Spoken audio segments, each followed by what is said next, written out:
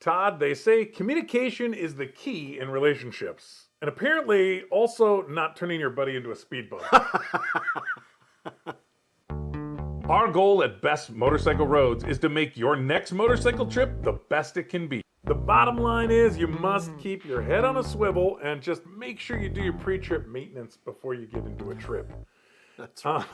I guess we're calling this one Close Calls and Dumb Luck because there's been a few rides where things probably could have been pretty bad, but with, I think, luck stepped in and saved the day, faith, whatever you want to call it. We had somebody watching out for us, so.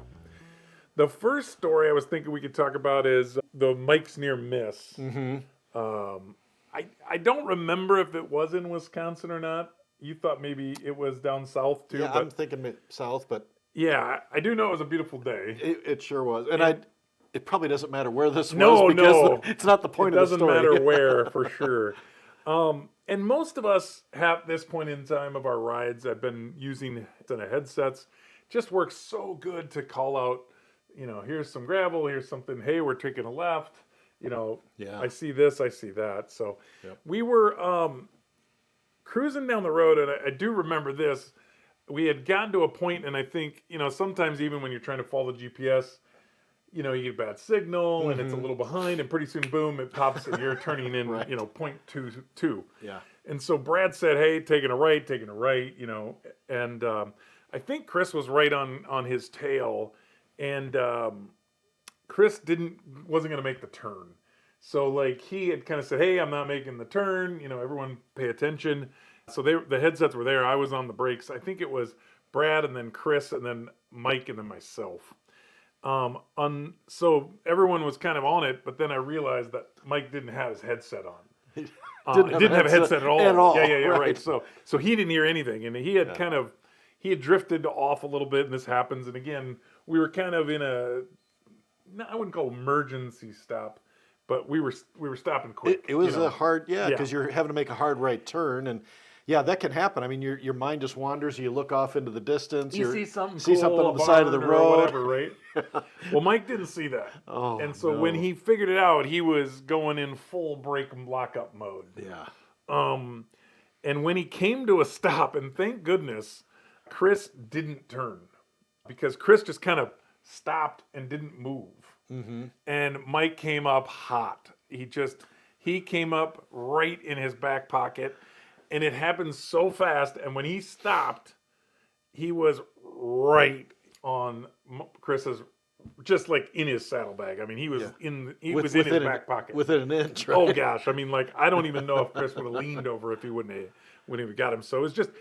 It's one of those times when you're seeing it happen and you're just nothing you can do. I mean, I'm yelling in the headset, but the guy that needs to hear it doesn't have one on. Do you remember? Did he lock up the back brake? Oh yeah. Even? Yeah. Oh yeah. He skidded the back of the motorcycle. Yeah. That's scary. Yeah. And you feel helpless because you're squeezing that front brake. You're and pushing Chris the can't back hear brake. him, so he's blind. Yeah, to he it doesn't all. know he's coming. Yeah. Yeah, he can't see anything.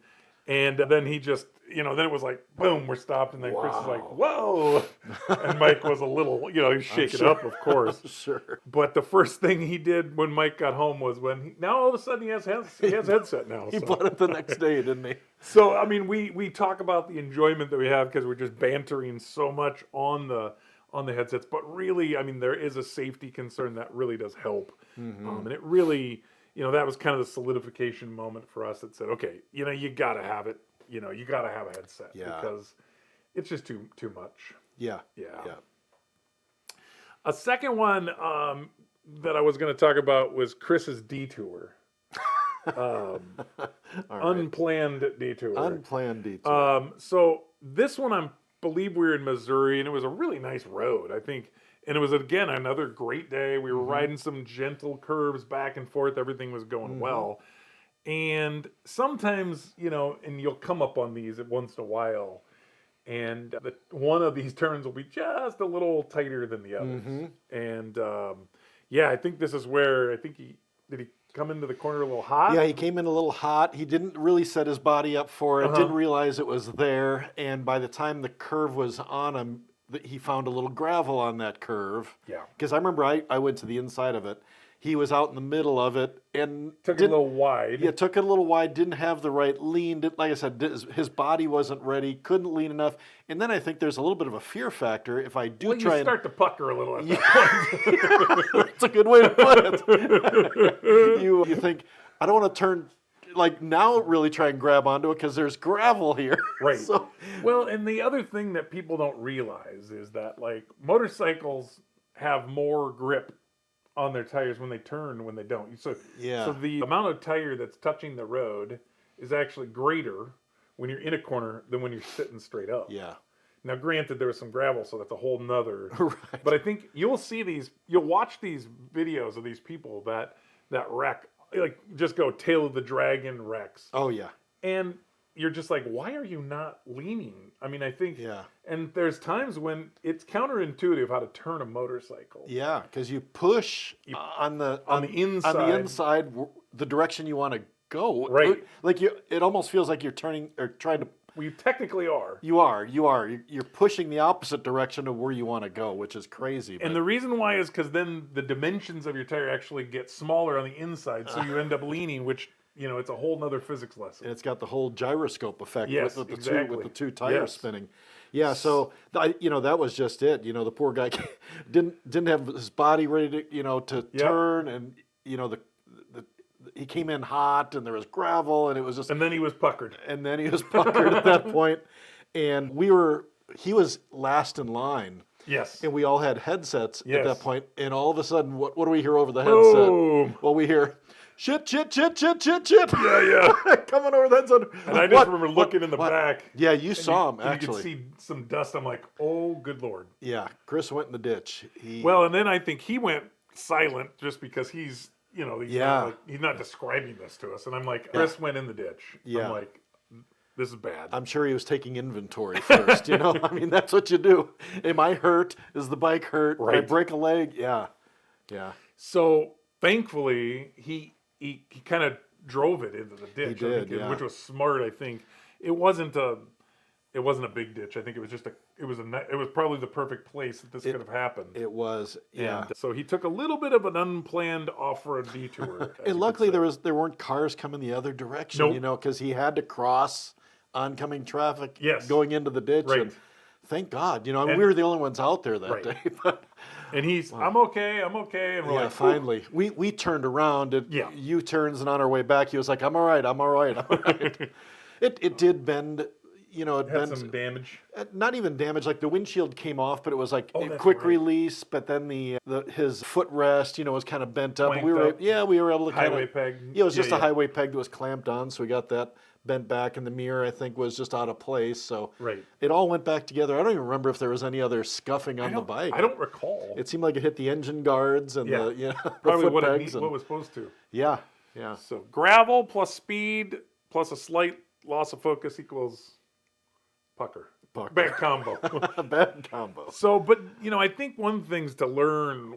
Chris did commit to it, and it's kind of like one of those things where it's like, I think him trying to avoid it even more once he got close was probably good to just take it, I suppose that depends on what was in the ditch, but but I do think it's important to think sometimes, and I don't know, Todd, when you're riding, but like you just be thinking like, what's my exit plan here? I mean, I think about that more when we're riding with more cars because they don't always pay attention. I mean, we've seen many times, and I'm probably guilty too. I'm not pointing the finger, but there's a lot of texting, there's a lot of distracted driving, there's a lot going on out there, and you can start to see it sometimes when you're not paying. People are just not paying attention. They're not, especially like riding through, if we're in towns and people can pull out, like they just don't always see you. They don't see you.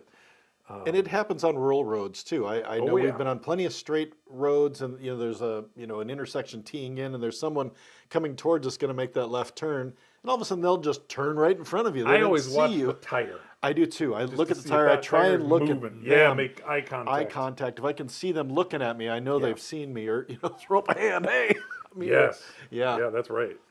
So the third story is probably one of the worst incidents that we've been into, and so this one is about we were on an early morning ride, really nice day. I think it was just starting to warm up, Wisconsin has some of the best AVC roads, and we were twisting through those. Just a beautiful set of corners that we were coming into, and just there's like a lot of bluffs in Wisconsin. So we had a bluff on the left, and it was kind of trees on the right. It was just awesome. We had just turned a corner, so we had just got on this road, and there was three of us. I was riding in the very back, and the gentleman on the V-Strom was in the front, and he got around this corner, and V-Stroms don't come factory with a kickstand. Or excuse me, they come only with a kickstand. Okay. They come with a center. They don't come with a center stand. Oh, all right. So what happened was when you put that center stand on there, they hang a little low. Oh, he added it? Yeah, you have to. There isn't a center stand on a V-Strom. Like you have to add the center stand. Okay. So it's aftermarket. It's aftermarket. Okay. And it does hang down a little bit, but for the most part, it's not a problem. Well, he'd gotten into this corner and he needed to dip in a little more than he thought. And he actually apexed on the center stand wing, that the kind of the foot part of that. Yeah. And it tippied him on it basically as he was going around the corner. So he stood the bike back up because otherwise he's going, sliding out. Well, when he stood the bike back up, he wasn't enough around the corner. Around the corner yet. Oh, wow. And so it was early morning-ish, and we had dewy grass. So he got his rear tire then into the grass. So he slid sideways out. Got it centered back up, but when he centered back up, he's over the edge basically at that point. This is when I'm coming into view. So my first look is I come around and I see a rear tire and then a dude's butt like up high in the air, almost like, it looked like almost like it these guys that do it in the X Games, when they're like the bike's down and they're flipping. It was like that. He held on to the handlebars. But went over, and it was a deep ditch. In fact, it was actually a little like river bottom down below, way, way down there. So he ended up sliding it sideways down the thing, but it was deep. I mean, if you're standing there, for instance, he'd have got knocked out, you're standing right there, couldn't see him. Wow. He's probably 25 feet, 30 feet down, and couldn't see him. I mean, there's small trees, tall grass. So really, it was lucky you were as close as you were, so you did see him go over. Because if Brad was between me and him, so Brad watched more of it. But, I see. Okay. But had we been, you could have not. He would have been knocked disappeared. out. Wouldn't have seen him. Yeah. No, he absolutely disappeared. Yeah. Yeah. I mean, nothing. Wow. Yeah. It was crazy. So he hit that grass, slid over, but it was just the craziest thing. But he was okay. Full gear. He was fine. Yeah. But this is another reason why full-faced helmets are it. I mean, he had a really nice rash up on the top left side of his where he hit a tree with his helmet slid through by it. Wow. Unbelievable. So bust up the helmet then? No, didn't bust it up. Just you could see it scratched. Just took a nice heavy scratch out of it. But wow. We ended up having to call and get a flatbed trailer to come out and winch him out. Essentially stood the bike up and pulled it out of there. He rode it. It was fine. Broke the left foot peg off is what happened. Wow. But there's no way you guys could get the bike out of there. There's no way. Yeah. I mean, wow. It was at least 25 feet down and then sloped, and then, I mean, I don't know. I mean, I suppose if a guy had some sort of a ratchet strap, I don't know if you could have winched it out of there by hand, but I doubt it. It was unbelievable, but that's what, a 500-pound bike anyway, right? Yeah, no more than that. Probably those are probably 650, 700 pounds.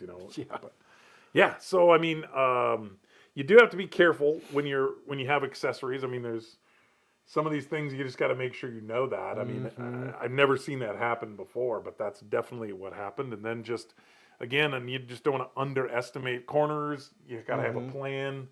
And I know there's a lot of people that don't always like gear, but man, I mean, it saved it in this instance for sure. Yeah, so, I know he always had jacket, boots, the works. Yeah, gloves, all that kind of stuff. I know he had a helmet on, but wow. Yep. So just something to think about. In kind of I would call this about as ordinary a ride in the morning as you get. So. Yeah, I've heard of people hitting the kickstands and picking their back tires up or sliding out, but wow, it can happen. That's scary. So the last one is really pre-trip maintenance. It's Brad versus his battery, we'll call that. He doesn't like the story, but it's a good one. It was our first trip down to the Tail of the Dragon. Brad's bike was a really nice bike, actually. he knew that the battery had probably seen a better day, but it started the bike fine.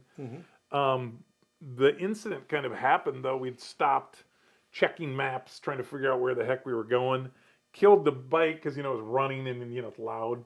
And went to turn it back on and nobody home. Oof. Just sat it long enough, kind of to not have enough juice to start it back up. So, and, this is a newer bike, so the Honda ST 1300, so fuel injected, can't pop start them. Oh, yeah. So we were it wasn't the middle of nowhere, but it was like whatever's right next to nowhere. So we had passed a small town with a hardware store in it, so I took off and went to find a set of jumper cables. And by the time I had gotten back, Mike and Brad had found a friendly crew of Tennessee guys that came back and jump started them with their Dodge truck. So the picture that I have is great because I have a picture of it, and there's just kind of like parts everywhere, like because those bikes aren't super easy to get to the battery, but I think wasn't 100% sure what was going on, so they had things taken apart. So it's a great picture we have of those two. A disassembled bike. A disassembled bike, but they were putting it back together, and it was running, and it was in good shape there. So, but that was almost the end of it. Now the backstory, though, you have to hear is the fact that I was riding a 1978 Goldwing, which Brad and Mike were thinking there was a little sketchy idea for me to take this thing down there in the first place. And I will say on the first day, we rode through rain the whole day. It wasn't loving the rain life. It was a little, Oh, really? Well, this thing had some problem somewhere where if it was raining, Electric was getting wet. I don't know if it was electric or the points or what. But my favorite part of the story is we went downtown Nashville to get some barbecue. And it was a great barbecue. And Brad, not thinking, he flipped the ignition on, pulling up the maps on the GPS, waited a little too long while we were on the side of the road in Nashville, and did it again. Oh, no. Well, luckily, when we were at this old hardware store, I had picked up the jumper cables. I brought them back to jump him. So my favorite part of the story was that I got to jumpstart Brad's 2006 Honda ST 1300 with my 1978 Goldwing. That made me fun. That was great for me, but his version of the story may be a little different. Now I know why he doesn't like the story. I see. So, but really, this is why we keep talking about these pre-trip inspections. You're going to buy that battery either way, so you may as well get it before you leave, as opposed to after. But also, as we found in so many times, Todd, is Southern hospitality or just people are great. They're always. Yeah. We've never ran into a spot where we're just like feeling like people are like, well, good luck with that. Somebody's always there to help. Have fun walking. Yeah, right. Right. And so, it's just, I guess, just keep attentive. Yep. There's just so much to distract you on these trips, and then just do that pre-trip. And on batteries, like maybe every 3 or 4 years, just put a new one in. Yep. It doesn't cost you that much. Yeah, right. This is a section we call the Toolkit. We share motorcycle gear review, and other riding tips. Well, for the Toolkit then, I don't know if I can ask for people to get jumper cables anymore, because this was quite a few years ago. This was probably 15 years ago.